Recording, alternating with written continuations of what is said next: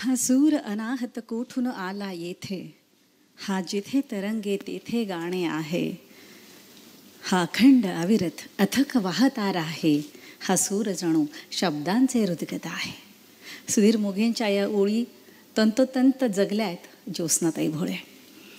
म्हणतात ना की शब्द हे स्वरांमध्ये न्हाल्यावर ते भक्तिमय होतात आणि स्वर जेव्हा श्वासाशी एकरूप झाले की ते जीवन बनतात. आज आपल्याला संगीतात डुंबण्याची ही क्षणिक संधी आहे असं म्हटलं तर हे अगदी कमीपणाचं होईल, कारण ही एक सुरेल साधना आहे आणि त्या साधनेचा आपण आज एक साक्षीदार होणार आहोत या कार्यक्रमाचे. तर नमस्कार आदरणीय मान्यवर जे स्वरमंचावर उपस्थित झालेले आहेत, आपण जोरदार टाळ्यांनी त्यांचं स्वागत करूया. आपण मान्यवर रसिक प्रेक्षक आणि संगीत प्रेमींनो, सृजन फाउंडेशन आणि नांदेड सिटी यांच्या संयुक्त विद्यमाने आयोजित ज्योत्स्ना भोळे स्वरोत्सव 2025 या सुमधुर सुरेल पर्वाच्या 14व्या वर्षात आपल्या सगळ्यांचं मी रत्ना दहिवेलकर मनापासून स्वागत करते. आज आपल्याला पाहुणे म्हणून लाभलेले आहेत माननीय उल्हासदादा पवार आणि डॉक्टर सुनीलजी काळे, आणि ज्यांना आपण स्वानंदवासी प्रकाश पायगुडे स्मृती पुरस्काराने सन्मानित करणार आहोत. त्या म्हणजे निवेदनाच्या क्षेत्रातला एक अढळ तारा, एक तारिका, माननीय मंगलाताई खाडीलकर.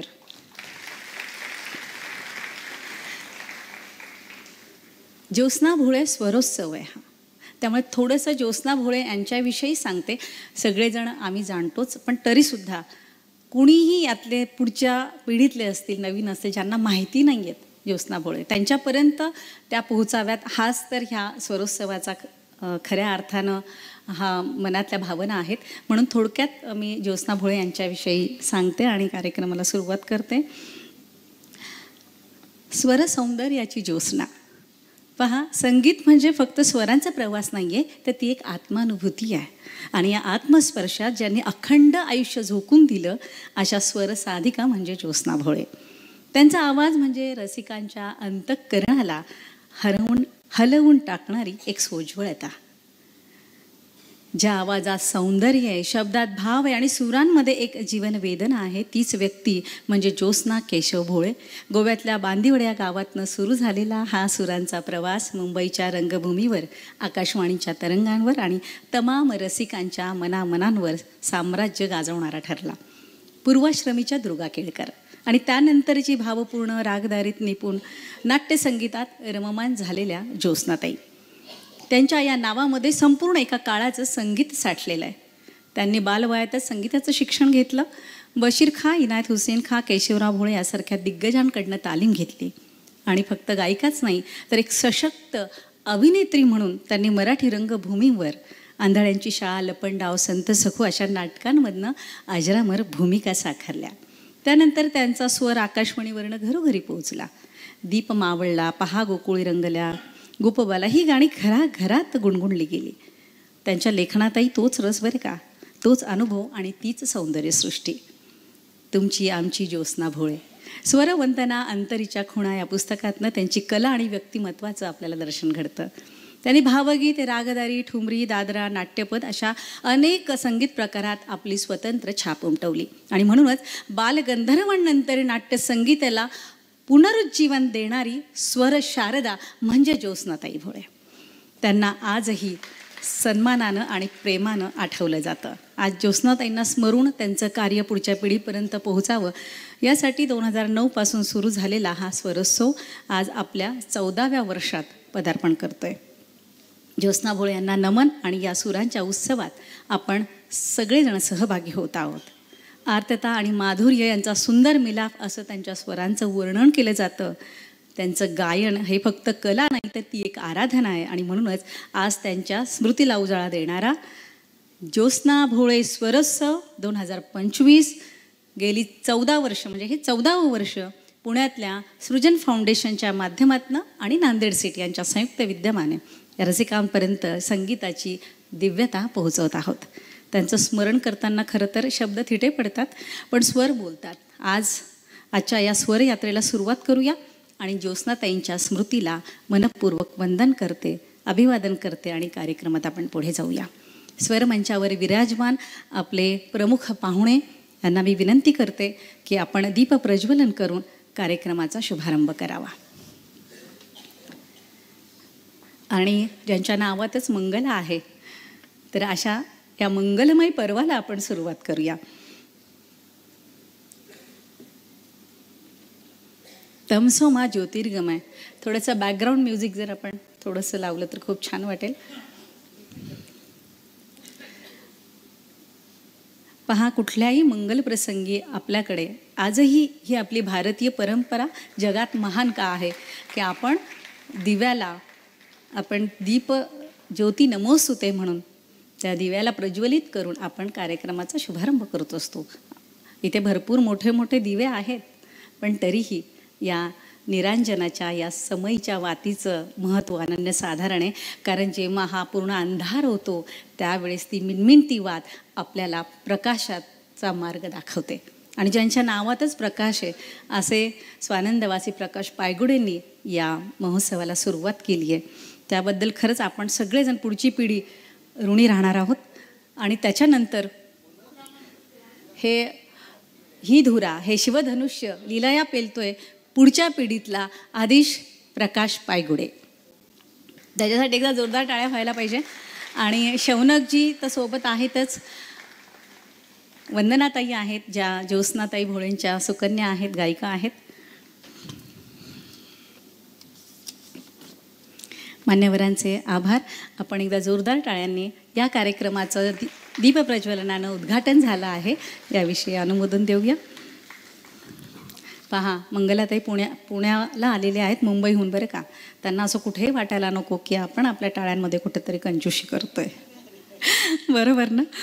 तर आता आपण पहा, आपली संस्कृती परंपरा खूप महान आहे. मी मध्येच म्हटलं, आणि मला आणि तुम्हाला आपल्या सगळ्यांना त्याचा खूप अभिमान आहे हो. कारण आपल्याकडे आलेल्या पाहुण्यांचं स्वागत सत्कार करणं हे आपण आपलं कर्तव्य समजतो, आपली परंपरा आणि आपली संस्कृती समजतो. तसंच आज आपल्याकडे त्यांच्या खूप व्यस्ततेतून वेळ काढून या खास कार्यक्रमासाठी आपणही या कार्यक्रमासाठी किंवा आपण या सांस्कृतिक कलाक्षेत्राशी काहीतरी देणं लागतो या नात्यानं आपल्याकडे 2 पाहुणे मंडळी आलेले आहेत. तर त्यांचं आपण स्वागत सत्कार करणार आहोत. खरं तर उल्हासदादा पवार कोणाला माहिती नाही, घराघरात पोहोचलेलंही व्यक्तिमत्व आहे. पण थोडक्यात त्यांच्याविषयी सांगून आपण पुढे जाऊया. सांस्कृतिक पुण्यभूमीत संत वाङ्मय, वारकरी संप्रदाय, अध्यात्म आणि समाजभान यांची उजळ परंपरा जपणाऱ्या ज्येष्ठ व्यक्तिमत्वांमध्ये उल्हासदादा पवार हे नाव अत्यंत आदरानं घेतलं जातं. केवळ संत साहित्याचे अभ्यासक नाही आहेत, तर त्या साहित्याचं जिवंत भाष्य करणारे विचारप्रवर्तकसुद्धा आहेत. त्यांचा संत साहित्याचा व्यासंग हा ग्रंथावर फक्त आधारित नाही आहे, तर तो त्यांच्या अनुभवावर आधारित आहे.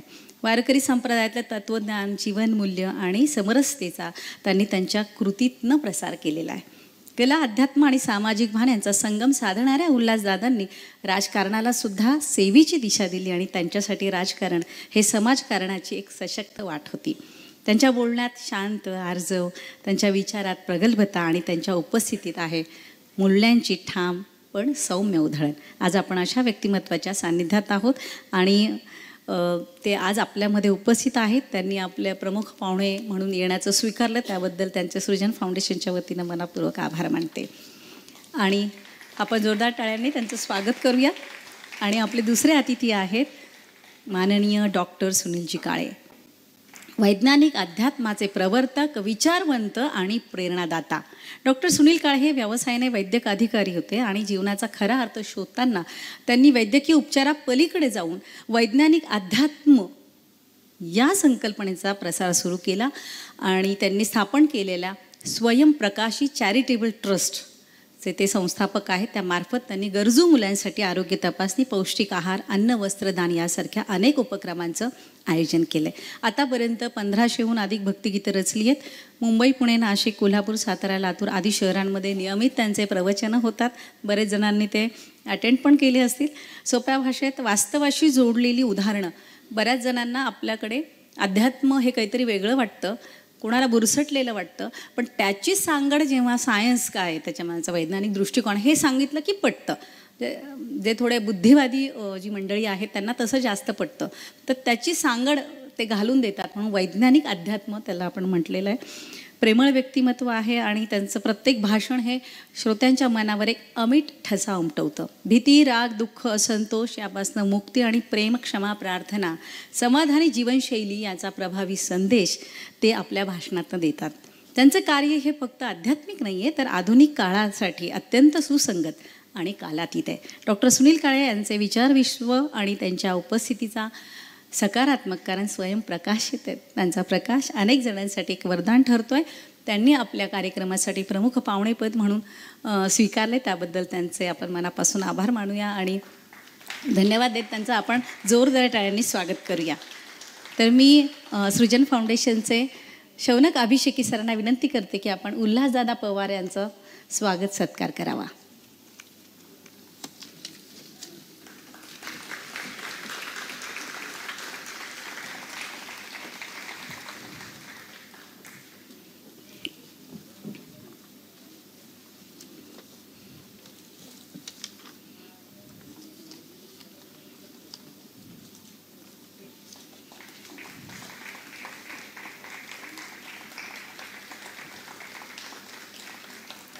आणि यानंतर आपले पाहुणे डॉक्टर सुनीलजी काळे यांचा स्वागत सत्कार मी वंदनाताई यांना विनंती करते की आपण करावा.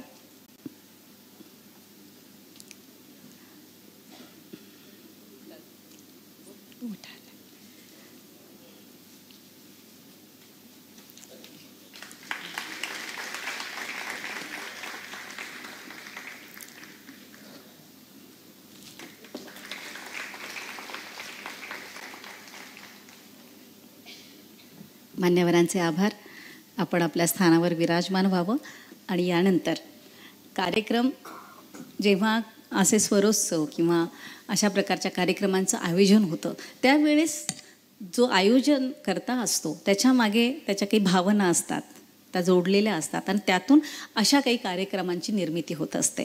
तर तो हेतू काय आहे त्याची प्रस्तावना सादर करण्यासाठी मी आदिश प्रकाश पायगुडे याला इथं आमंत्रित करते. आपण जोरदार टाळ्याने आदिशला खूप टाळ्या पाहिजे, कारण नवीन पिढीतला हा आदिश आहे आणि तो नवीन पिढीला आदर्श असा हे काम करतोय. त्यासाठी आपले आशीर्वाद हवेच आहेत. आदिश पायगुडे.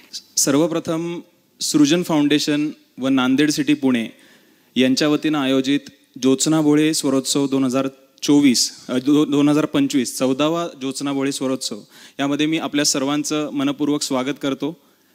मंचावरील सर्व मान्यवर, आदरणीय उल्हासदादा पवार, डॉक्टर सुनीलजी काळे सर यांचं मी खरं मनापासून आभार मानतो, कारण अक्षरशः 2च दिवसापूर्वी मी त्यांना विनंती केली, दोघांनाही फोन केले आणि एका फोनवर दोघांनीही यायचं पक्क केलं की आम्ही येतो आहोत, तू काळजी करू नको. त्यामुळे खूप हुरूप आला, खूप छान वाटलं. तर दोघांचेही मनपूर्वक आभार. तिसरी व्यक्ती म्हणजे मंगलाताई खाडीलकर. गेल्या वर्षीपासून प्रकाश पायगुडे स्मृती पुरस्कार, कैलासवासी प्रकाश पायगुडे स्मृती पुरस्कार सुरू करण्याचा आम्ही निर्णय घेतला. तर गेल्या वर्षी अतुल कुमार उपाध्यायांना आम्ही तो पुरस्कार दिला होता. गेल्या वर्षीच काही सजेशन्स जी आम्हाला येत गेली की प्रकाश पायगुडेंचं म्हणजे बाबांचं जे कार्य आहे त्या कार्याशी निगडीत ज्या कोणी व्यक्ती आहेत त्यांना हा पुरस्कार मिळावा आणि त्यांना तो दिल्यास जास्त त्या पुरस्काराची उंची वाढेल. तर यंदाच्या वर्षी शौनकजी आम्ही जेव्हा डिस्कशन्स करत होतो तेव्हा पहिलं नाव आणि एकमेव नाव जे समोर आलं ते मंगलाताईंचं.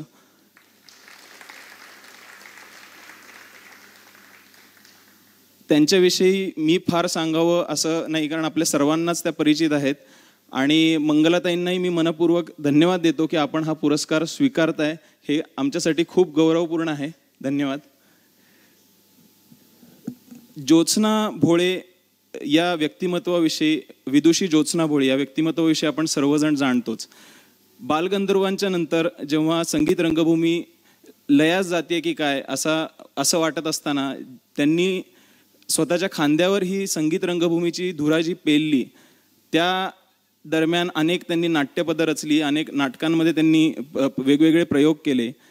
हे सगळं पाहत असताना आजच्या घडीत त्यांना जे काही त्यांचं नाव होणं अपेक्षित होतं किंवा ते लोकांच्या मनात त्यांना स्थान मिळणं अपेक्षित होतं ते या पिढीकडे येताना दिसत नाही आहे असं माझे वडील प्रकाश पायगुडे, शौनकजी अभिषेकी आणि वंदनाताई यांना त्यावेळेस वाटलं. 2008 सालची गोष्ट सांगतोय. त्यावेळेस त्यांनी असं ठरवलं की नाही, आपण या नावाने एक महोत्सवाचं आयोजन करूयात. त्यामुळे 2008 साली ज्योत्स्ना भोळे स्वरोत्सवची संकल्पना आली आणि ती त्याला स्टेजही प्राप्त झालं. कुठलाही महोत्सव सुरू करताना सगळ्यात महत्त्वाचं जे असतं ते त्या महोत्सवाचं आर्थिक गणित. पहिले काही वर्ष, पहिले 2 ते 3 वर्ष त्या आर्थिक स्ट्रगल्समधनं जात असताना नांदेड सिटी पुणे म्हणजे सतीशदादा मगर यांनी अतिशय भरभक्कम असा पाठिंबा माझे वडील प्रकाश पायगुडे यांना त्या काळी दिला आणि तो आज तागायत टिकून आहे. त्यामुळेच हा महोत्सव कुठेतरी घडतो आहे. तर मी एकदा सर्वांना विनंती करेन की सतीशदादा मगर, नांदेड सिटी पुणे यांच्यासाठी एकदा जोरदार टाळ्या होऊन जाऊ देत. कारण हे सर्व आयोजन करत असताना सगळं काही करता येतं, पण जर पैसेच नसतील तर काहीच करता येणं अशक्य आहे.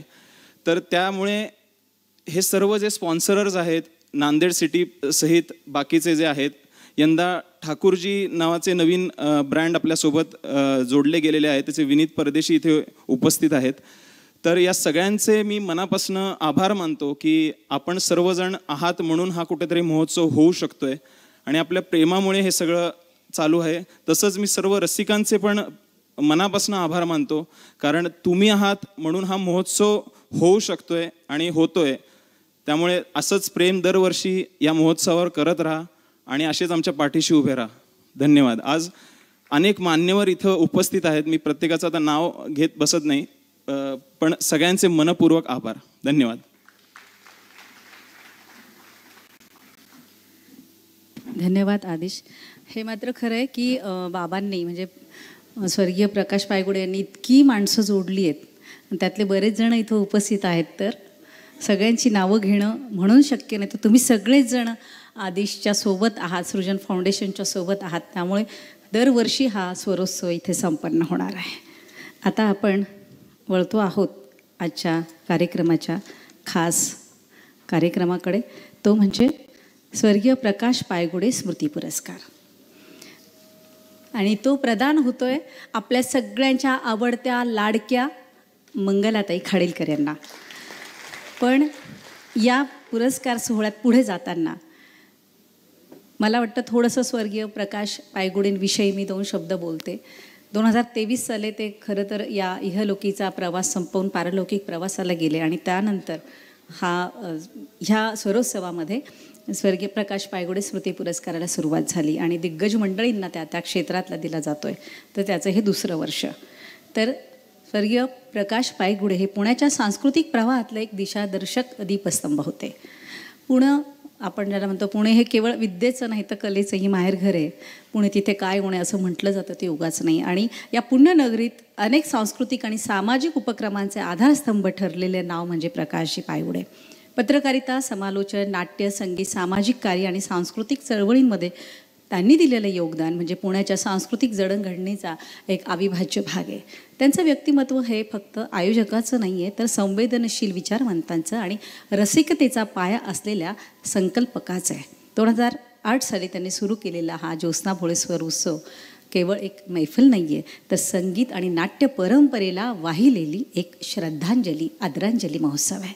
बालगंधर्वांनंतर नाट्यसंगीताच्या विश्वात आणि शास्त्रीय गायकीत आपल्या मोहक भावस्पर्शी आणि पारंपरिक शैलीनं ज्योत्स्ना भोळे या नावानं संपूर्ण जसं महाराष्ट्र गाजवलं, त्यांच्या या दैदिप्यमान कार्याला उजाळा मिळावा, पुढच्या पिढीपर्यंत पोहोचावा आणि या परंपरेचा वारसा जपावा म्हणून प्रकाशजींनी हा स्वरोत्सव सुरू केला. दरवर्षी 2 दिवसांचा ही स्वर मैफिल असते. त्यामागे सुद्धा कारण असं आहे की ज्योत्स्ना भोळेताई ह्या नाट्यसंगीत पण गायच्या तेवढ्याच ताकदीनं आणि शास्त्रीय संगीतसुद्धा. म्हणून पहिल्या दिवशी शास्त्रीय संगीताची मैफल असते आणि दुसऱ्या दिवशी नाट्यगीतांची. तर आज 14 वर्षांचं हे रोप वटवृक्षात रूपांतरित झालं आहे आणि त्याच्या छायेत आजही सुरांचं सौंदर्य, संस्कृतीचं संवर्धन आणि रसिकतेचा झरा अखंड वाहतोय. यापुढे तो तसाच वाहता राहणार आहे, कारण ही धुरा आता पेलली आहे पुढच्या पिढीनं, अर्थात आदिश पायगुडेनं. तर पुन्हा एकदा आदिशसाठी आपण जोरदार टाळ्या द्यायला हरकत नाही आहे. आणि आता मी मंगलाताईंचा थोडक्यात आपल्याला परिचय देते, कारण खरं तर मंगलाताईंचं कार्य एवढं मोठं आहे आणि त्या निवेदन क्षेत्रामध्ये त्यांनी एवढं कार्य केलेलं आहे. त्यांच्याविषयी बोलणं म्हणजे खरं तर आपण म्हणतो ना की सूर्याला दिवा दाखवल्यासारखं आहे खरं तर. पण तरी मी हिम्मत करणार आहे आज बरं का मंगलाताई तुमचा परिचय देण्याची. निवेदनाच्या स्वर आकाशातली कौमुदी मंगलाताई खाडीलकर. खूप विचार केला मी त्यांच्या त्यांच्या कार्याबद्दल. काय यांना उपमा द्यावी, इतकं सगळं कार्य मोठं आहे, कशात कमी आहेत मंगलाताई. आणि निवेदन क्षेत्राला एक उंची प्राप्त करून दिलेल्या, कधी शांत सरोवरात खुलणाऱ्या कुमुदिनीप्रमाणे तर कधी शब्दांच्या सुरावर झुलणाऱ्या सौंदर्य छटेप्रमाणे निवेदनाच्या आकाशातली एक तेजस्वी ज्योत्स्ना म्हणजेच मंगलाताई खाडीलकर. आपण सर्वांनी संवादिनी ऐकलीच असेल. पेटीवर वाजवली जाणारी ती सुरांची भावना जागवणारी वाद्ययंत्र आहे, पण मधुर स्थिर सुसंवाद साधणारी. ज्या संवादिनीबद्दल मी सांगणार आहे ते वाद्य नाही आहे, तर तो जिवंत सूर आहे. चालती बोलती संस्कृती आहे आणि भारदस्त पण नम्र शब्दांची एक सुंदर रचना. संवादिनी म्हणजे सूर निर्माण करणारी, आणि मंगला खाडीलकर हे नाव त्या अर्थाला साजेसं असं झळाळतं रूप आहे. पण ज्या आवाजातनं शब्द संवादिनीप्रमाणे झंकारतात, भावांच्या सुरातनं श्रोत्यांच्या मनावर पखरण करतात, तो स्वर आहे मंगला खाडीलकर यांचा. त्या आहेत संवादाच्या शिल्पकार, ज्या आपल्या रसाळ मधुर आणि लाघवी वाणीनं संपूर्ण कार्यक्रमाचं एक सुंदर एकसंध असं वस्त्र विणतात.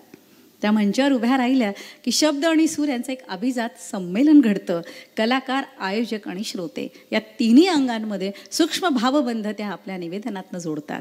त्यांच्या मधुर, रसाळ आणि लाघवी आवाजात असते एक अशी मोहिनी की श्रोत्यांचं लक्ष त्या क्षणभरही दुरावू देत नाहीत. त्यांच्या बोलण्याची शैली म्हणजे शिस्तबद्ध, प्रवाही आणि सौंदर्यदृष्टीचा एक सर्जनशील आविष्कार. गाढा अभ्यास, व्यासंग, ज्ञान आणि त्या ज्ञानाला साजेसं चपखल सादरीकरण, यामुळे त्यांचं निवेदन कार्यक्रमाचा दर्जा उंचावणारं ठरतं. त्यांचं एकपात्री निवेदन प्रधान कार्यक्रम आहे आरसा. त्यात मंगलाताईंची सौंदर्यदृष्टी, रसिकता आणि मानवी स्वभावाच्या निरीक्षणाची उत्सुकता प्रकर्षानं जाणवते. प्रत्येक भागात त्यांनी ज्या सहजतेने अनुभव साकारलेत ना, ती संवादातली नैसर्गिकता हीच त्यांची खरी ताकद आहे. आरसा म्हणजे केवळ आरसा पाहणं नाही आहे, तर तो श्रोत्यांच्या अंतर्मनाचा प्रतिबिंब दाखवणं हेच मंगलाताईंचं सामर्थ्य. त्यासारख्या आरसा, गजरा, गुणगौरव, स्वरांजली, सप्तक, मायदेशाची आठवण अशा असंख्य कार्यक्रमात त्यांनी आपल्या आवाजाला आत्मा दिला आहे आणि शब्दांना स्मृती दिल्या आहेत. श्रोत्यांसाठी त्यांचं निवेदन म्हणजे पर्वणी, तर आयोजकांसाठी त्यांचं निवेदन म्हणजे कार्यक्रमाच्या दर्जाची खात्री. तर ही अशी या सुसंवादिनी म्हणजे आठवणींचा साठा आणि समृद्ध प्रवास. अशा अनेक कार्यक्रमांच्या साक्षीदार असलेल्या आणि अनेक दिग्गजांच्या सहवासाने साकारलेला हा प्रवास आजही आपल्याला कधी भावुक करतो तर कधी विस्मयचकित करतो. 36 वर्षाहून अधिक काळ, 36 वर्ष ही वाटचाल फक्त निवेदनाची नाही आहे, तर एक विचारशील, सुसंस्कृत आणि सौंदर्यशील संवाद जपण्याची आहे. पु ल देशपांडे, लता मंगेशकर, प्रभाताई, गदिमा, भीमसेन जोशी, अण्णा भावे, म्हणजे आपल्याला असं वाटतं की त्या जमान्यात आम्ही असतो, त्यांना किमान आम्हाला बघता तरी आलं असतं असं वाटतं. अशा दिग्गजांसोबत त्या राहिल्या, त्यांच्या कार्यक्रमात निवेदन केलं आहे, त्यांच्या मुलाखती, ज्याला आता आपण आजकाल पॉडकास्ट म्हणतो, असे अनेक पॉडकास्ट त्यांनी त्यावेळी केलेले आहेत. अशा दिग्गजांच्या सानिध्यातही मंगला खाडीलकर यांनी आपली स्वतःची शैली, स्वतःचा सूर आणि स्वतःचं स्थान अबाधित राखलं. आणि त्यांच्या अनेक कार्यक्रमातनं त्यांनी दूरदर्शन माध्यमातनं सुद्धा एक सुसंस्कृत ओळख निर्माण केली. लेखन क्षेत्रातही त्यांचं योगदान वाखाणण्यासारखं आहे. ही आपलीच माणसं या त्यांच्या पहिल्याच पुस्तकाला मिळालेला 2005 सालचा आशीर्वाद पुरस्कार आणि महाराष्ट्र टाइम्सतर्फे सर्वोत्कृष्ट 3ऱ्या क्रमांकाचं पुस्तक हा सन्मान त्याचं उदाहरण आहे. मुंबई विद्यापीठाच्या पत्रकारिता पदव्युत्तर अभ्यासक्रमाच्या त्या व्याख्याता राहिल्या आहेत. महाराष्ट्र, गोवा, सिंगापूर इथं निवेदन कार्यशाळांमधून त्यांनी नवोदित निवेदक घडवलेत. त्यांच्या उल्लेखनी कार्यासाठी त्यांना अनेक पुरस्कार मिळालेले आहेत मानाचे. त्यातले काही नाट्यदर्पण, अखिल भारतीय मराठी नाट्य परिषद, उन्नयन, आम्ही सावित्रीच्या लेकी, शरदरत्न, उत्तुंग, चतुरस्त्र कला योगिनी आणि trans Asian chamber of commerce and industries यांचा पिलर्स ऑफ हिंदुस्थानी सोसायटी आंतरराष्ट्रीय पुरस्कार हे सगळं त्यांच्या अष्टपैलू कर्तृत्वाची साक्ष देतं. आणि म्हणूनच आज त्यांचा गौरव करताना आम्हाला तुम्हाला आपल्या सगळ्यांनाच अतिशय आनंद होतोय. स्वर्गीय प्रकाश पायगुडे स्मृती पुरस्कार 2025 त्यांना प्रदान होतोय. आणि ही फक्त त्यांच्या वाटचालीची पावती नाही आहे, तर निवेदन क्षेत्राच्या शिरपेचात एक मानाचा तुरा आहे. आजचा सन्मान फक्त पुरस्कार नाही, तर त्यांच्या संवाद कला क्षेत्रातल्या उत्तुंग कर्तृत्वाला वंदन आहे, नमन आहे. मंगलाताई खाडीलकर यांचं मनपूर्वक अभिनंदन करूया. आणि मी आपल्या आजच्या प्रमुख पाहुण्यांना विनंती करते की आपल्या माननीय मंगलाताई खाडीलकर यांना स्वर्गीय प्रकाश पायगुडे स्मृती पुरस्कार 2025 यांना सन्मानित करावं.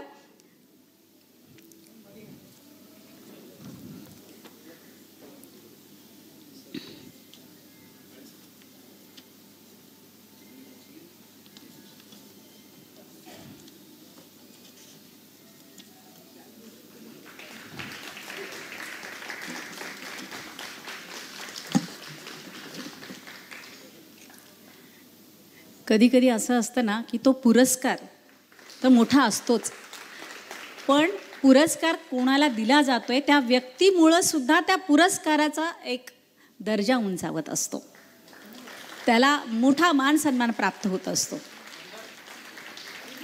त्यामुळे आता आदिश आणि सृजन फाउंडेशनची ही जबाबदारी की दरवर्षी हा पुरस्कार त्या क्षेत्रातल्या दिग्गज लोकांना आता यापुढे दिला जाणार आहे.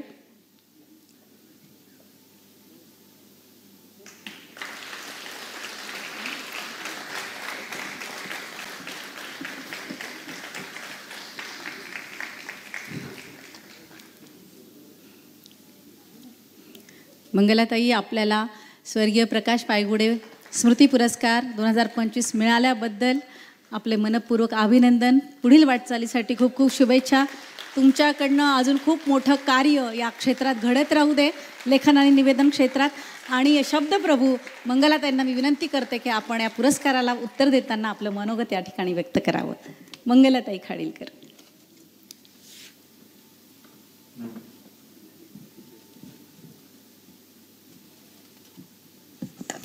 नमस्कार. मी आधीच उंचीची कल्पना आहे तुम्हाला, त्यामुळे आत्ता तुम्हाला दिसणार की दिसणार नाही असा एक क्षणभर विचार आला. पण मला असं वाटलं की कृतज्ञता व्यक्त करण्यासाठी आणि आदरभाव व्यक्त करण्यासाठी आपण दिसावं असं थोडंच आहे. मुळामध्ये निवेदक हा तर गजऱ्यातल्या त्या दोऱ्यासारखाच असतो नाही का. त्यानं दिसणं अपेक्षित नसतंच, पण त्याच्या शब्दांचा सुगंध दरवळत राहावा आणि त्यात त्याचं कुठेतरी एखादं अस्तित्व आपल्याला क्षणामात्र का होईना पण भासावं दिसावं असंच तर असतं नाही का.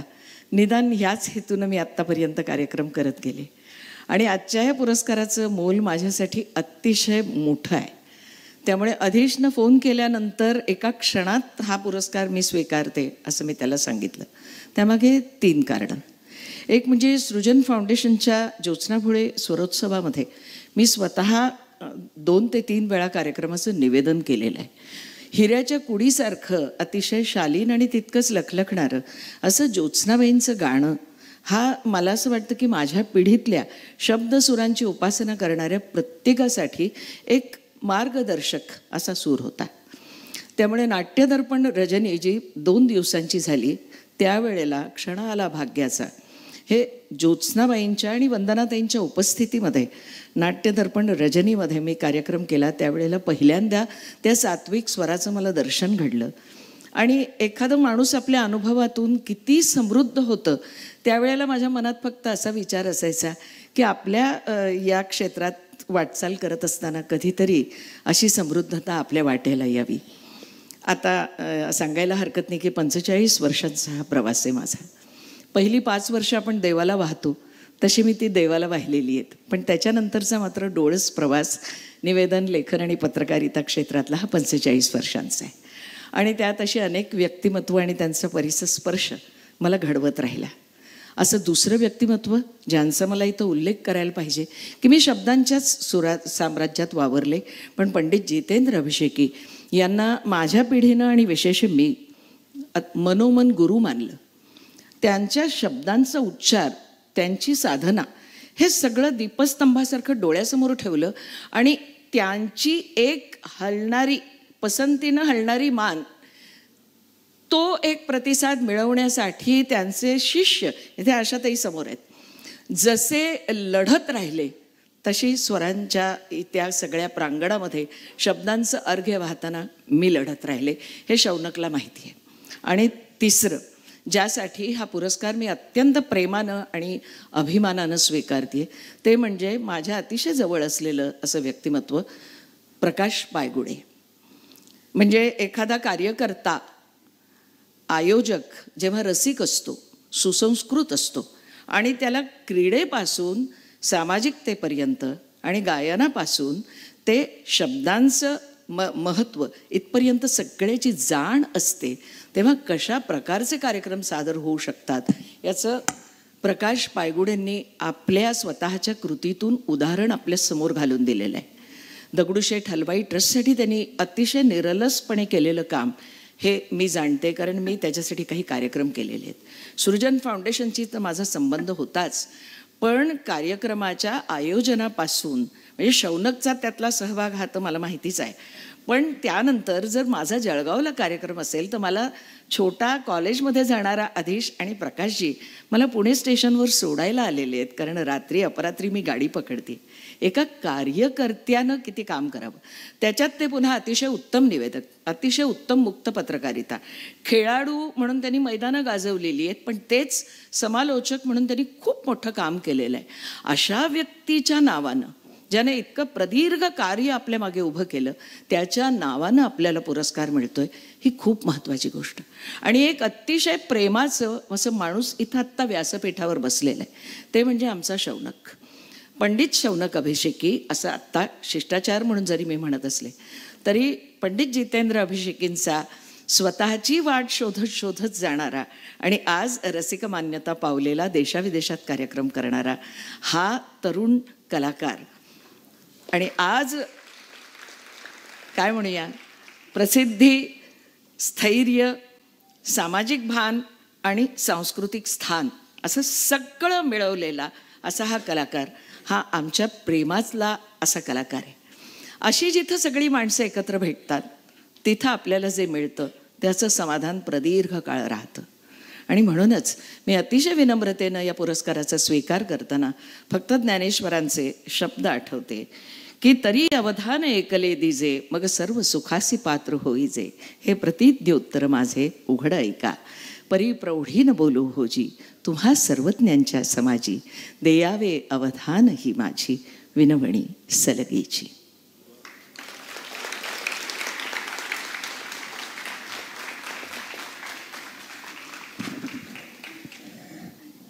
धन्यवाद ताई. आम्हा घरी धन शब्दांचीच रत्ने, शब्दांचीच शस्त्रे यत्न करू, शब्दाची आमुच्या जीवाचे जीवन, शब्द वाटू धनजन लोका, तुका म्हणे पहा शब्दची हा देव, शब्दची गौरव पूजा करू. अगदी ह्या शब्दांना तंतोतंत तुकाराम महाराजांनी शब्द हीच खरी संपत्ती सांगितली आहे. म्हणूनच जेव्हा मंगलाताई बोलतात तेव्हा फक्त त्यांना ऐकतच राहावं असं आपल्याला वाटतं. आता यानंतर कार्यक्रमात पुढे जाताना जसा हा स्वरोत्सव सुरू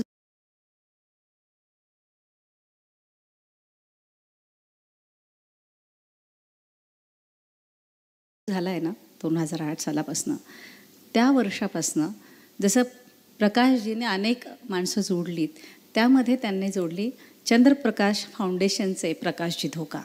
त्यांनी सांगितलं की तुमच्या स्वरोत्सवामध्ये मी या कला क्षेत्रातल्या 2 विद्यार्थ्यांना शिष्यवृत्ती देणार. तेव्हापासून ही दर स्वरोत्सवामध्ये 2 विद्यार्थ्यांना शिष्यवृत्ती देण्याची परंपरा सुरू झाली आहे. 11,000पर्यंत मानधन त्यांना दिलं जातं. या वर्षापासून ते 15,000 केलेलं आहे. तर त्यासाठी मी इथे यावर्षीसुद्धा आपण 2 विद्यार्थ्यांना निवडलेलं आहे.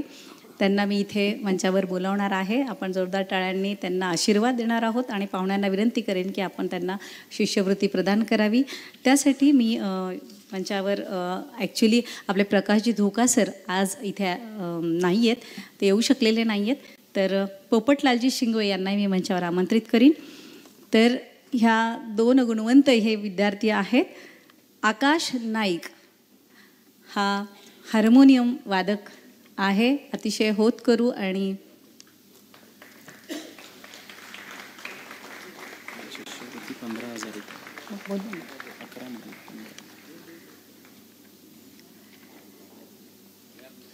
या वर्षापासून ही शिष्यवृत्ती 11,000वरून 15,000 केलेली आहे. आकाशचं खूप खूप अभिनंदन. आणि स्वप्नील सूर्यवंशी पखवाज वादक.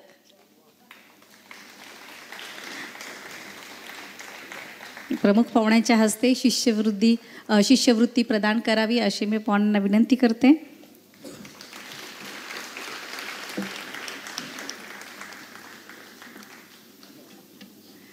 खूप खूप अभिनंदन दोघांचंही. आणि या शिष्यवृत्तीमध्ये त्यांना अजून प्रोत्साहन मिळणार आहे आपल्या या कलेमध्ये पुढे येण्यासाठी. एक ग्रुप फोटो सर.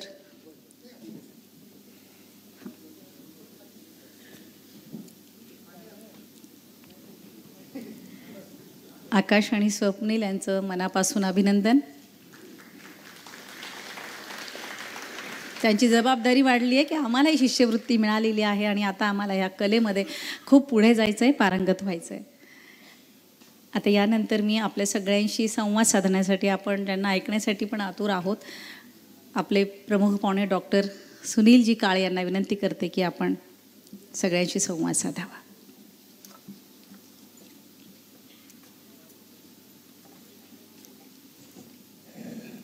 नमस्कार. खरं म्हणजे मी तिथे असायला पाहिजे, पण आज मला इथं बसवलं आहे.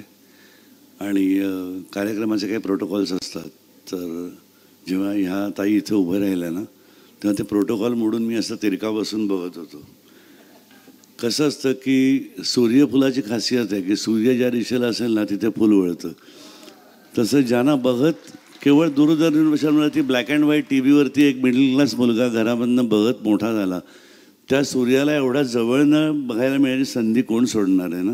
सो प्रोटोकॉल वगैरे फुली. आणि खरं म्हणजे असं म्हणतात ना की बिल्डिंग उंच असेल तर खूप आपल्या डोक्यावरची टोपी पडते.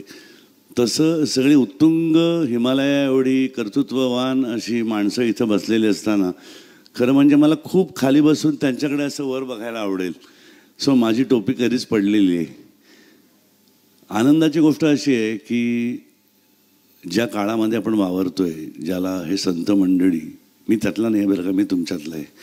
संत मंडळी कलियुग वगैरे म्हणत आले आणि परंपरेनं आपलं गुरुचरित्राचं जसं रट्टे मारतात तसं वाचत आले. आणि त्याच्यामध्ये जर खरंच आपण देवदेव काही करत असू आणि कलियुगाचा देव हा 3 तोंडाचा दत्त महाराज जर असतील, तर त्या दत्त महाराजांनी सांगितलं आहे की संगीताद्वारे जो माझी उपासना करतो त्याच्यावरती मी लवकर प्रसन्न होतो. सो ह्या संगीताद्वारे प्रसन्न होतो असं दत्त महाराज सांगत असतील. आणि मग ही मंडळी काय करतायत, म्हणजे मी जेव्हा भेटलो ना, शौनक काय, रघुदादा काय, आनंद भाटे काय, आशाताई काय, आशा भोसले काय, स्वप्नील काय, कमीत कमी 50 ते 55 ही सगळी माझी म्हटलं तर स्वर्गातल्या दरबारातली माणसं आहेत, अमरावती नगरीतली माणसं आहेत. ती असं म्हणतात एकेकाळी स्वर्ग अमरावती कारंजाला होता. तर त्यांनी पुन्हा जन्म घेतला आहे आणि आपल्या सामान्यांसाठी, कारण आज आपण बुद्धिवादी झालो आहे त्यामुळे संत काय म्हणतात हे ऐकायला आपण जाणार नाही, पण संगीत ऐकायला नक्की जातो. सो ह्या संतांनी बहुधा पुन्हा एकदा ह्या जन्मामध्ये ह्या गायकांच्या माध्यमातून काम करायला ठरवलं आहे. आणि त्यामुळे माझ्यासाठी ही सगळी देवलोकातली मंडळी आहेत. आणि अँड आय मीन इट, म्हणजे त्यांच्यासमोर मी खरोखरी नतमस्तक असतो, कारण देवासमोर फक्त आपण एक भक्त म्हणून त्यांच्या पायाशी बसायचं असतं. याच भूमिकेतून आजवर मी ह्या सगळ्या थोर गायक गायिका किंवा त्यांची म्हणजे गायक आणि गायिकांची सुंदर मध्ये जसं म्हणतात ना गाण्यामध्ये फिलर असतात, आणि फिलर हा बरोबर असा असतो की ह्या स्वरावरनं सोडला असेल तर त्या स्वरावरती असे छान नेऊन ठेवतो तुम्हाला, की तुम्हाला कळतही नाही मध्ये एक 3 सेकंदाचा 4 सेकंदाचा फिलर होता. तर त्याच्या पलीकडे काहीतरी निवेदनाचं काम करणारी अशी उत्तुंग मंडळी इथे बसलेली असताना मी इथे उभं राहून बोलणं हे सुद्धा म्हटलं तर कुठेतरी एक संवादी स्वर नाही आहे. मग माहीत नाही, संगीतातलं फारसं कळत नाही, परंतु ह्या मंडळींनी मला थोडं शिकवलं. मला जेव्हा काहीतरी गाणं सुचतं, म्हणजे आत्तापर्यंत 3,500 ते 4,000 गाणी आलेली आहेत आणि मला त्यातलं काही कळत नाही, पण जेव्हा शौनकसारखा एखादा मोठा माणूस, थोर गायक, म्हणजे हिमालय एवढा मोठा माणूस उभा राहतो आणि सांगतो हो तुम्ही ही रचना काय छान मारव्यात केलीत किंवा ही पुरिया धनश्रीमध्ये गायलेत, तेव्हा मी घरी जाऊन लक्षात ठेवतो अशी अशी चाल असेल तर ह्याला पुन्हा पुरिया धनश्री म्हणतात, ह्याला मारवा म्हणतात. असा माझा सांगीतिक प्रवास झाला आहे. पण ह्याच्या पलीकडे जर ऋग्वेद, यजुर्वेद, अथर्ववेद हे 3 वेद लिहिल्यानंतर सामवेद लिहिला गेला आहे. सो आपल्या संगीताची परंपरा हजारो लाखो वर्षाची आहे. हे 4ही वेद म्हटलं तर आपण समकालीन जर म्हटलंच तर अथर्ववेदाचं जाऊ दे, ऋग्वेदाचं शेवटचा अपग्रेड ऑफिशियल रेकॉर्डवरती आहे 25,000 वर्षापूर्वी झालेलं आहे. मग मला सांगा सामवेद किती जुना असेल.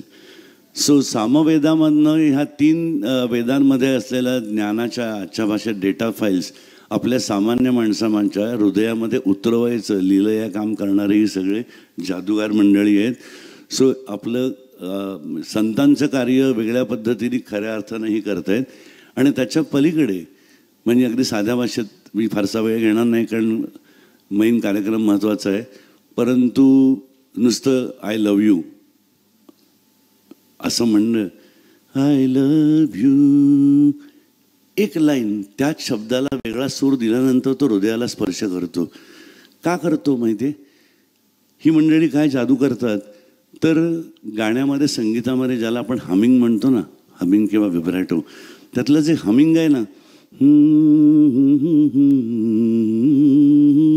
हे काय आहे? मुळात आपण श्वास नाकाने सोडायच्या तोंडाने सोडतोय आणि त्यावेळेला हे त्यांच्या इथे असलेली जी बासरी आहे ना हे वाजवत आहेत. अध्यात्मामध्ये म्हणतात की अहमभाव सोडा, ज्याच्यामुळे तुमचा जीव ते शिवा प्रवास होत नाही आहे. ही मंडळी काय करतायत? आपण जो नाकाने श्वास सोडतोय ना तो तोंडामधनं त्यांच्या निसर्गाने बहाल केलेल्या बासरीमधनं हमिंग करतात, म्हणजे त्यांचा अहमभाव सोडत असतात. आणि त्यांच्या अहमभावामध्ये जी इतक्या वर्षाची तपश्चर्या आहे, साधना आहे संगीताची, साक्षात शारदा अंबेची कृपा असलेली मंडळी आहेत. ती शक्ती ते आपल्याला देत आहेत.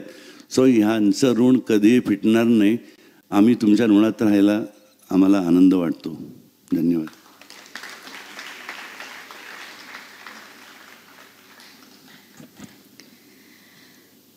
जेव्हा आपल्या आजूबाजूला असलेल्या दिव्य उत्तुंग व्यक्तिमत्वांना उत्तुंग मांडणारे आणि तिथे नतमस्तक होणारी व्यक्ती जेव्हा बोलते असं, त्यावेळेस ती व्यक्तीसुद्धा तितकीच उत्तुंग आणि देवासमान असते. अशा सुनीलजी काळे सरांनी आपल्याला संबोधित केलं आहे. आता मी पुढे जाते आहे. आपल्या सगळ्यांचे लाडके आणि आवडते उल्हासदादा पवार, ज्यांचा गाढा अभ्यास आहे, व्यासंग आहे. बघा अशी सगळीच ही मंडळी आहे. म्हणजे आपण म्हणतो एक ऑरा असतो नाही, असे म्हणजे पॉझिटिव्ह ऑरा असणारी ही सगळी मंडळी जेव्हा एका बाजूला असे बसतात ना, त्यावेळेस त्या मंचावरचा ऑरासुद्धा किती स्ट्रॉंग आणि पॉझिटिव्ह होतो ते आम्हाला फील होतं, तुम्हालासुद्धा होतं. तर आपण मी उल्हासदादा पवार यांना विनंती करते की आपण सगळ्यांना मार्गदर्शन करावं. मी सर्वप्रथम ज्योत्स्ना त्यांच्या पवित्र स्मृतीला विनम्र अभिवादन करतो आणि माझे मित्र प्रकाश पायगुडे ज्यांनी ही संस्था आणि हे कार्यक्रम सुरू केले, त्यांचा माझा जवळजवळ 50 वर्षांचा असा मैत्रीचा संबंध, विद्यार्थी असल्यापासून, विद्यार्थी चळवळीपासून, आणि मी युवक काँग्रेसचा अध्यक्ष असताना महाराष्ट्राचा एक अतिशय हाडाचा कार्यकर्ता, पत्रकार, निवेदक आणि कार्यक्रमांचं उत्तम आयोजन करणारा आणि सामाजिक भान असलेला आणि त्या क्षेत्रामध्ये विविध उपक्रम करून लोकांच्या पुढे आलेला एक अत्यंत उत्तम पत्रकार, क्रीडा पत्रकार, समालोचक, म्हणजे मर्दानी खेळांच्यापासून क्रिकेटपर्यंत उत्तम समालोचन तो करत होता. आणि त्यांनी ही संस्था सुरू केली, सृजन फाउंडेशन, आणि वंदनाताई त्यामध्ये, शौनक आणि इतर सर्व सहकारी. आणि म्हणून 2008 पासून जसं आता आदिशनी सांगितलं की ज्योत्स्नाताई आणि त्या पिढीतल्या सांगीतिक वाटचाल आणि नाट्यसंगीत असेल, अभिनय असेल, शास्त्रीय संगीत किंवा या सर्वांची ओळख पुसली जाऊ नये, नवीन पिढीला त्याचं एक आकलन व्हावं, या निमित्ताने या कार्यक्रमाचं आयोजन केलं जातं. त्याबद्दल मी त्यांना मनापासून या ठिकाणी धन्यवाद देतो. आत्ता आपल्यापुढे डॉक्टर सुनील काळे बोललेले आहेत. मंगलाताई नेहमीप्रमाणे आता 25 वर्ष त्या निवेदन करतायत. माझा त्यांचाही परिचय खूप जुना आहे. त्यांना हा पुरस्कार आपण सर्वांच्या साक्षीनं आता अर्पण केलेला आहे. आणि त्यांचं गद्य बोलणंसुद्धा असं लयबद्ध आणि काव्यात्मक वाटतं. मी म्हणजे बरीच वर्ष त्यांचं ऐकतोय. विशेषतः सह्याद्री वाहिनीला माझ्याही मुलाखती किंवा माझे विविध असे कार्यक्रम, त्या मुलाखती घेण्याचं देखील कधी कधी संधी म्हणजे मला अशी मिळाली की त्यांच्याकडून ती संधी मी बोलतोय आणि त्या मला प्रश्न विचारतायत, असेही प्रसंग आहेत. खूप जय महाराष्ट्रापासून खूप आठवणी सह्याद्री वाहिनीमध्ये, विशेषतः स्वर्गीय यशवंतराव चव्हाणांची शताब्दी असेल, इंदिराजींच्या, त्या आठवणी मी सांगत गेलो.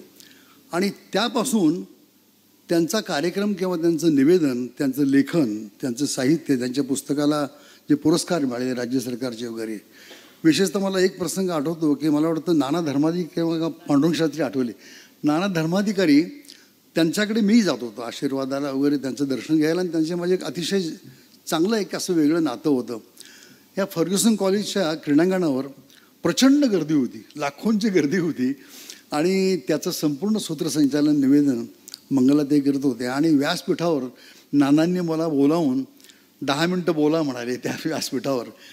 तो सगळा प्रसंग माझ्या डोळ्यासमोर उभा राहतो. अनेक प्रसंग, अनेक कार्यक्रम मंगलाताईंचे मी पाहिलेले आहेत. आणि कसं असतं की शेवटी कोणतंही क्षेत्र, समाजकारण, राजकारण, याच्यामध्ये एक प्रकारचं ज्याला मॅनिप्युलेशन करून सुद्धा काही लोक पुढे जातात आणि काही लोक चांगले मागे राहतात कधी कधी थोडेफार. म्हणजे प्रसिद्धी परानुक म्हणा किंवा त्या झोतामध्ये न जाता स्वतःचं स्थान स्वतः निर्माण करणं आणि जिथे आपण आहोत त्याच्यानंतर आपल्याला हे मिळावं असा प्रयत्न न करणं, तरीसुद्धा महाराष्ट्राच्या मराठी मनाच्या मनावर साम्राज्य करणाऱ्या मंगलताई, त्यांना आज हा पुरस्कार आपल्या सर्वांच्या साक्षीनं मी त्यांचं मनापासून या ठिकाणी अभिनंदन करतो. आणि जसं मी प्रकाशबद्दल काही सांगितलं, मला या ठिकाणी आत्ता ज्ञानेश्वर माऊलींच्यापासून म्हणजे मंगलाताईंनी माऊलींची ओवी सांगितली आणि तुकारामाची आठवण आणि सगळ्या संतांची आठवण डॉक्टर सुनील काळेंनी केली. भागवत संप्रदायाच्या संतांच्या त्या पालख्या आता वाटेवरच आहेत. आता पोचतील 5 तारखेला वाखरीच्या तळावर. 36 पालख्या तिथे येतात. त्या सगळ्या संतांनी संगीतावर लिहिलेलं आहे, सगळ्या संतांनी, माऊलींच्यापासून, नामदेवांच्यापासून, तुकोबांच्यापर्यंत. तुकोबाचा एकच अभंग तुम्हाला मी सांगतो. गायनाचे रंगी शक्ती अद्भुत ये अंगी, हे ते देणे तुझे दोवा घडो अखंडित सेवा. गायनाचे रंगी शक्ती अद्भुत ये अंगी, हे तो देणे तुझे देवा घडो अखंडित सेवा. हे तो प्रेम पाझरते नाही उतार चढते. परमेश्वराचं काय असं उतार चढणं, सर्वांच्या सारखंच प्रेम आहे. हे तर प्रेम ओझरते नाही उतार चढते. तुका म्हणे वाणी नाम अमृताची खाणी, तुका म्हणे वाणी नाम अमृताची खाणी, गायनाचे रंगी शक्ती अद्भुत अंगी. हा तुकोबाचा अभंग मला आता आठवला आपण या ठिकाणी बोलत असताना. संत म्हणजे मला भागवत संप्रदायाचं देखील वैशिष्ट्य वाटतं. आणि ती परंपरा अनेक वर्षांची भारतीय अभिजात संगीतामध्ये आणि विशेषतः महाराष्ट्रामध्ये बालगंधर्व आणि नाट्यसृष्टीतून आपल्याला कदाचित कल्पना नसेल, पण अडचणीत आलेली संगीत रंगभूमी वाचवण्याचं काम पारशी आणि गुजराती माणसांनी फार मोठ्या प्रमाणात केलं. एक जमाना असा होता. आपल्या गोंधळच्या महाराजांनी हे ऑपेरा हाऊस थिएटर वगैरे मुंबईचं आहे, त्या ठिकाणी संगीत नाटकं होत होती. सर्वांनी मराठी संगीत नाटकांचा आनंद घेतलेला. आणि त्यात जोशाबाईंचं गाणं, त्यांचा अवखळपणा, लढीवाळपणा, त्यांचं स्वरातली झमक, याचा आनंद खूप लोकांनी. आणि किती वर्ष म्हणजे मला असं वाटतं 1941, 1932, आता मला वंदनाताई म्हणत होत्या पहिली सुरुवात तशा अर्थाने 1932 पासून 1965 मग त्या थांबल्या. परंतु त्यांच्या संगीताची जी जादू आहे ती आजही काही विरली नाही आहे. आणि त्यांच्यावर मास्टर अविनाशांना भेटण्याची संधी मला खूप वेळा मिळाली. त्यांचं वय त्यावेळी 90च्या पुढं होतं. आणि त्यावेळेचे महाराष्ट्राचे मुख्यमंत्री विलासराव देशमुखांना आम्ही दोघंही त्यांना भेटायला गेलो होतो. मनसोक्त त्यांच्याशी गप्पा केल्या होत्या. आणि त्यांच्याकडनं देखील ज्योत्स्नाताईंच्या त्या सगळ्या जुन्या नाटकांच्या आठवणी ऐकण्याची संधी, एक भाग्य मला मिळालं.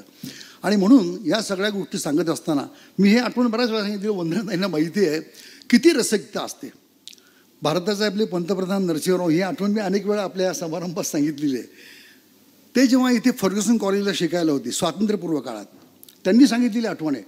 ते जेव्हा फर्ग्युसनच्या शताब्दीला आले 1985 झाली आणि नंतर पंतप्रधान झाले. आणि त्यांनी मला एकदम विचारलं, आणि उल्हास, माझा त्यांचा अतिशय उत्तम परिचय होता, ज्योत्स्नाताई आहेत का अजून? तर मी म्हणलं कोण, म्हणजे माझ्या लक्षात नाही आलं, खरं सांगतो तुम्हाला मी. ते म्हणाले ज्योत्स्नाताई भोळे. मी म्हणलं आहेत ना, मग त्यांना आपल्याला भेटायचं म्हणाले. विचार वंदना त्यांच्या त्या साक्षीदार आहेत. आणि आम्हाला आश्चर्य वाटलं, म्हणलं आपली कशी काय, म्हणजे असं आवड कशी काय. तर ते म्हणाले आम्हाला निजामाने हद्दपार केला, आम्ही इथे शिकायला आलो. तेव्हा महिन्याला आम्हाला 3 रुपये यायचे पालकांच्याकडून, आणि 3 रुपयात सगळा महिना मेस वगैरे सर्व. त्यातनं आम्ही पैसे शिल्लक ठेवायचो आणि नाटकं पाहायला जायचो, म्हणजे संगीत नाटक, मराठी संगीत नाटक. आणि तेव्हापासून ज्योत्स्नाबाईंची गाणी मला खूप आवडतात. आणि त्याप्रमाणे ते जाऊन भेटलेले आहेत त्यानंतरच्या काळामध्ये. हे मी मुद्दाम सांगतो किती रसिकता होती. आज आशाताई या समोर बसलेल्या आहेत.